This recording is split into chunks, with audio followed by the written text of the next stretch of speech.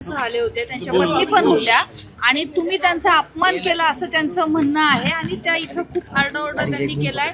तुमच्या मुलाला प्रभाग क्रमांक 9 मधून उमेदवारी नकोय असं सरळ त्यांचं म्हणणं आहे. माझ्या मुलाने प्रभाग क्रमांक 9 मधनं उमेदवारीसाठी अर्ज दाखल केलेला आहे. उमेदवारी कुणाला द्यायची कुणाला न द्यायचा हा सर्वस्व अधिकार आदरणीय दादांना आहे आणि आत्ता पण दादांनी पिंपरी चिंचवड असेल किंवा पुन्हा महानगरपालिका असेल कुणाचीही नावं डिक्लेअर केलेली नाही. थोड्याच 1-2-3 दिवसामध्ये ते नावं डिक्लेअर करतील. त्यामुळं असं कोणी समजायचं नाही की आपली उमेदवारी ही फिक्स झालेली आहे. अण्णा महिलांचा अपमान केला गेला असा आरोप केला त्यांनी की मी कोणतरी आतमध्ये म्हणाले दादा आम्हाला राजकारण शिकवू नका असं त्यांचं म्हणणं आहे. आतमध्ये दादासोबत मी होतो, असा काही विषय झालेला नाहीये. हा. त्या स्टंट बाहेर म्हणायचं. आल्या दादांवरती आरोप करत स्टंट केलं नाव नाही घेतलं तुमचं, पण त्यांचा रोग असा होता की तुम्ही त्यांचा अपमान केला.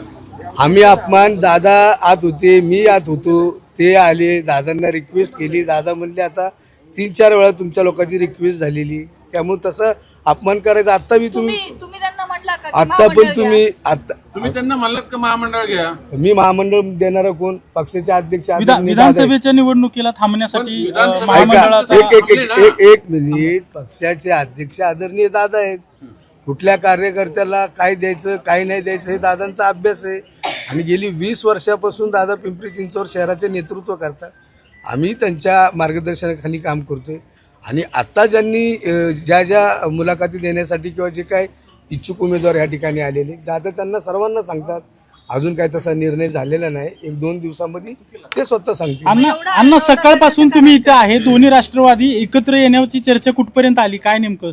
दोन्ही राष्ट्रवादी एकत्र जर आली तर नक्कीच पिंपरी चिंचवड महानगरपालिका असेल, पुन्हा असेल, बाकीच्या ठिकाणी दोन्ही राष्ट्रवादी पक्षाचे कार्यकर्ते जास्तीत जास्त आणि प्रत्येक कार्यकर्त्याला संधी मिळण्याचा एक मार्ग रिकामा होईल आणि खऱ्या अर्थाने राष्ट्रवादी काँग्रेस पक्षामध्ये सर्वच जण एकत्रितपणे काम करतील असं माझा ठाम विश्वास आहे.